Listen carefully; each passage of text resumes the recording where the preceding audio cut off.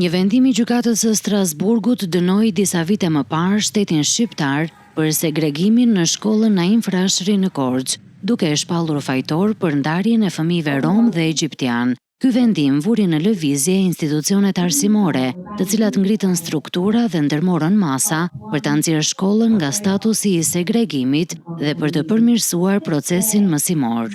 Ministria e Arsimit në synimin e saj ka marrë një sër masash për këtë shkollë, siç është hapja e regjistrimeve në fakt pra të gjithë prindrit janë të lejuar që të mund të regjistrojnë fëmijët e tyre aty ku ata dëshirojnë, pavarësisht që për shkak të demografisë ata preferojnë shkollën Naim Frashëri.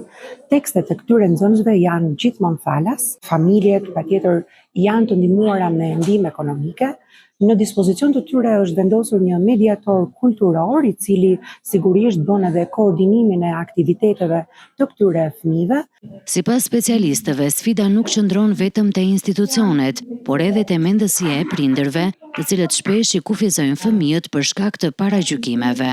Problemi më i madh është mendësia. Nëse ne ndryshojmë mendësinë e komuniteteve si fillim, unë mendoj që gjërat do fillojnë të ndryshojnë, sepse mund të vijë një politikë nga lart, por është e pamundur nëse nuk kemi komunitetin që e përqafon këtë nismë ose këtë politikë. Ne kemi arritur që prindrit, mësuesit, por edhe nxënësit të jenë shumë bashkëpunues dhe të bëjnë pjesë të gjitha aktiviteteve, dhe kjo është mjaft e rëndësishme sepse është e rëndësishme fakti që tregon gjithëpërfshirjen. Me gjithë hapat e ndërmarrë, zhgënjosja e segregimit mbetet një proces i vështirë. Ekspertët theksojnë se përveç politikave dhe investimeve, nevojitet një ndryshim i thellë shoqëror, që çdo fëmijë të ketë mundësi të barabarta arsimimi, pa dallim origjine apo përkatësie.